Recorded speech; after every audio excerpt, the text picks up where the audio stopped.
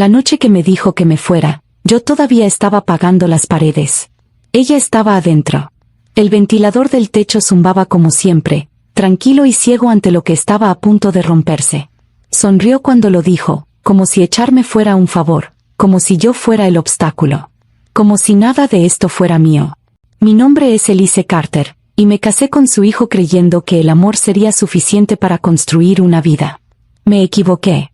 Tengo 32 años, sin hijos por decisión propia por ahora, y al parecer eso me hacía desechable.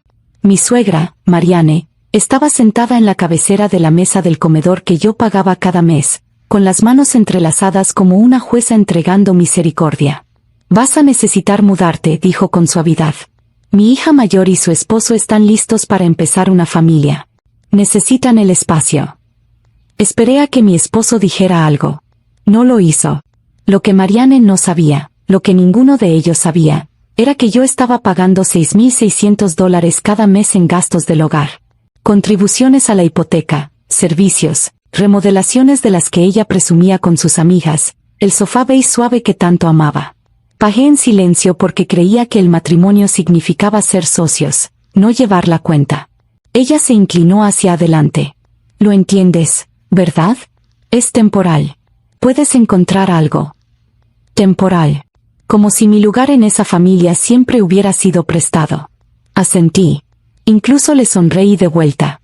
Le dije que empezaría a buscar otro lugar. Por dentro, algo se desconectó limpiamente, con eficiencia. Como un interruptor apagándose. Esa noche subí a doblar ropa con manos firmes y escuché a mi esposo respirar a mi lado como si nada hubiera cambiado. A la mañana siguiente hice café, lo besé en la mejilla, y esperé hasta que la puerta principal se cerrara detrás de él. Entonces tomé mi teléfono. «Hola», dije con calma cuando contestaron. «Necesito mudanceros hoy. Servicio completo de empaque». Al colgar, miré a mi alrededor, la casa, todo lo que había pagado, defendido, por lo que había tragado mi orgullo, y me di cuenta de que esto no era yo siendo echada. Era yo eligiendo exactamente cómo irme. Y ellos no tenían la menor idea de lo que estaba a punto de llevarme conmigo. Para el mediodía, la casa sonaba diferente. Cajones abriéndose, cinta rasgándose, cartón raspando contra los pisos de madera que pagué para que refinaran el invierno pasado. Los mudanceros se movían rápido, profesionales, silenciosos, eficientes, de la manera en que yo había aprendido a hacer. Mientras empacaban, mi mente repasó cómo empezó todo esto. Cuando Isen perdió su trabajo hace 2 años, yo no entré en pánico. Me hice cargo. Me dije que los matrimonios se doblan, no se rompen. Cubrí los gastos por un tiempo, luego un poco más, luego todo. Marianne lo enmarcaba como la familia ayudándose. Su hija Lauren venía de visita y bromeaba, «Qué bueno tener una cuñada rica». Yo me reía. Siempre lo hacía. La verdad era más fea. Mis ingresos no eran llamativos. Eran estables. Contratos de consultoría, dinero discreto. Nunca lo anunciaba. El orgullo de Isen no podía con eso. Así que acordamos que las cuentas saldrían de nuestra cuenta conjunta, aunque las transferencias venían de la mía. Con el tiempo dejé de ser una esposa y me convertí en infraestructura. Útil. Invisible. Lo que dolió no fue que me pidieran irme. Fue la facilidad con la que decidieron que yo era la prescindible. Como si mi ausencia lo resolviera todo. Como si fuera un estorbo. A las 3:17 de la tarde, mi teléfono vibró. «Marianne. Hablaremos esta noche sobre los tiempos», escribió. «No hay prisa». Miré a los mudanceros llevándose el sofá que tanto ella amaba y le respondí con una sola palabra. «Ok». Ella todavía creía que esto seguía su agenda. Esa ilusión estaba a punto de derrumbarse. Isen llegó a casa temprano. Yo estaba sellando la última caja en la recámara cuando escuché sus pasos detenerse de golpe en el pasillo. Un silencio espeso, confundido. «Elise, ¿qué es esto?»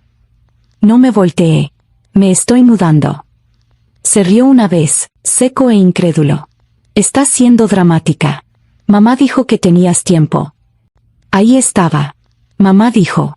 «No vamos a hablar». «No, estás bien». Solo instrucciones pasadas como política. Lo enfrenté entonces. Lo miré de verdad a los ojos. Sin pánico.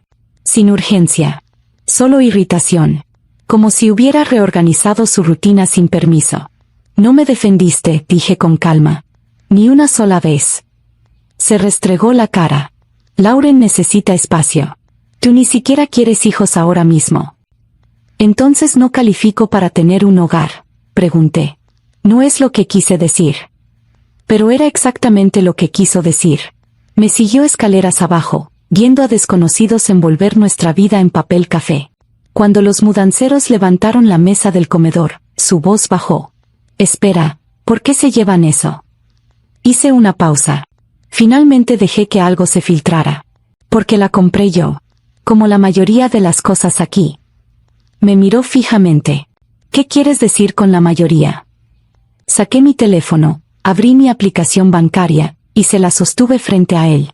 Sin enojo. Sin temblor. Solo hechos. Su cara se fue vaciando despacio, pieza por pieza. ¿Pagaste todo esto? Sonreí levemente. Nunca preguntaste. Y entonces, desde afuera, escuché el sonido que no esperaba todavía. El auto de Marianne entrando al garaje. Antes de tiempo. Mucho antes de tiempo. Por primera vez, no sentí nervios. Sentí que estaba lista. Marianne entró sonriendo. Se detuvo cuando vio la sala vacía, las paredes desnudas, los ecos donde su voz usualmente llenaba el espacio. Su sonrisa titubeó, recalculando. ¿Qué está pasando? Isen abrió la boca, la cerró, me miró. Me adelanté antes de que cualquiera de los dos pudiera recuperarse. Me mudo hoy. Sus ojos se entrecorraron. Eso es innecesario. Dijimos que tenías tiempo. ¿Dijimos? Pregunté suavemente. Qué curioso. No recuerdo haber acordado nada. Ella resopló. No seas infantil. Estás molesta. Hablaremos después de cenar. Entonces vio a los mudanceros llevándose el sofá. Su sofá. Deténganlos, ordenó. Uno de los mudanceros me miró. Yo asentí. Siguieron. Marianne se volvió hacia mí, la voz afilada ahora. No puedes llevarte cosas que pertenecen a esta casa. Saqué una carpeta de mi bolsa. Ordenada, con separadores, preparada. Recibos, transferencias, fechas, cada pago silencioso que había hecho durante 2 años. Me pertenecen a mí, dije. Legalmente. Su cara se puso pálida. Isen no respondió. No podía. Lauren llegó minutos después, vio el espacio vacío y se rió nerviosa. ¿Es una broma? La miré a los ojos. No. Tú te quedas con la casa. Parpadeó. Entonces, ¿por qué está vacía? Fue ahí cuando finalmente cayó. La casa no estaba siendo entregada. Estaba siendo despojada hasta la verdad. Y la verdad tenía mi nombre. Esa noche dormí mejor de lo que había dormido en años. No porque no doliera, sino porque el dolor había dejado de girar en círculos. Ahora tenía dirección. Me registré en un hotel tranquilo al otro lado de la ciudad. Pedí servicio a la habitación que casi no toqué y extendí todo sobre la cama como un tablero de ajedrez. Documentos, contraseñas, contratos, el esqueleto invisible de ese hogar. Para la mañana, mis emociones se habían enfriado hasta volverse algo más afilado. Enfocado. Llamé primero a mi contador, luego a mi abogada. Conversaciones tranquilas, sin drama, solo claridad. Aprendí exactamente cuánto había contribuido. Números tan limpios que casi se sentían irreales al decirlos en voz alta. Luego hice lo que nunca había hecho antes. Dejé de pagar. Servicios, suscripciones, la cuenta compartida que Isen casi nunca revisaba. Todo pausado. Todo documentado. Para el mediodía, Isen estaba llamando, luego escribiendo, luego llamando de nuevo. Necesitamos hablar. Mamá está molesta. Esto se está saliendo de control. No respondí. En cambio, reenvié un correo a la dirección de Marianne. Un aviso amable y profesional explicando que a partir de ese momento yo ya no financiaría los gastos del hogar de una residencia de la que me habían pedido que me fuera. Sin insultos. Sin amenazas. Solo consecuencias. Cerré la laptop, respiré despacio, y sonreí por primera vez sin forzarlo. Ellos creían que sacarme crearía espacio. No tenían idea de lo cara que se volvería mi ausencia. Para el tercer día, la casa comenzó a desmoronarse. Primero fue la electricidad, Un saldo vencido que Marianne nunca supo que existía porque nunca había tenido que saberlo. Luego el Internet. Luego los pagos automáticos de servicios que usaba diariamente, el monitoreo de seguridad, las cuentas de streaming, hasta el jardinero del que tanto presumía con sus amigas. Isen apareció en mi hotel sin avisar. Se veía más pequeño de alguna manera. Camisa arrugada, ojeras, pánico filtrándose por las grietas de su enojo. Nos estás humillando, siseó en el lobby. Mi hermana está llorando. Mi mamá no entiende qué está pasando. Mantuve la voz baja. Me dijeron que me fuera. Lo hice. Nos estás castigando a todos. No, dije. Solo dejé de sostener a personas que decidieron que yo no pertenecía aquí. Extendió la mano hacia mi brazo. Yo di un paso atrás. Entonces deslicé un sobre más sobre la mesa. La carta de mi abogada. Contribuciones desglosadas. Pruebas. Una solicitud formal de reembolso o liquidación de activos si querían evitar ir a la corte. Sus manos temblaban al abrirlo. «¿Planeaste esto?», susurró. Me puse de pie, tranquila, compuesta. No. Ustedes me lo forzaron. Al alejarme, mi teléfono vibró de nuevo. Esta vez no era Isen. Era Marianne. Y su mensaje ya no era amable. El buzón de voz de Marianne llegó mucho antes de que yo lo escuchara. Podía saberlo por las llamadas perdidas, 7 en menos de una hora, que su control finalmente había escapado de sus manos. Cuando presioné reproducir, su voz estaba tensa, frágil. Elise, esto ya fue demasiado lejos. Estás destruyendo a esta familia. Casi me reí. Para la noche, la verdad había salido completamente a la superficie. Lauren y su esposo no podían pagar la casa sin mis contribuciones. La hipoteca estaba atrasada. Los servicios vencidos. El plan temporal se derrumbó bajo números reales. Isen apareció de nuevo, esta vez sin enojo. Solo desesperación. Mamá dice que si regresas, dijo en voz baja, podemos hablar de ajustes. ¿Ajustes? Miré al hombre que había amado, al que me dejó ser borrada por conveniencia, y no sentí más que distancia. Ya hablaron, respondí. Solo que no se dieron cuenta de que yo estaba escuchando.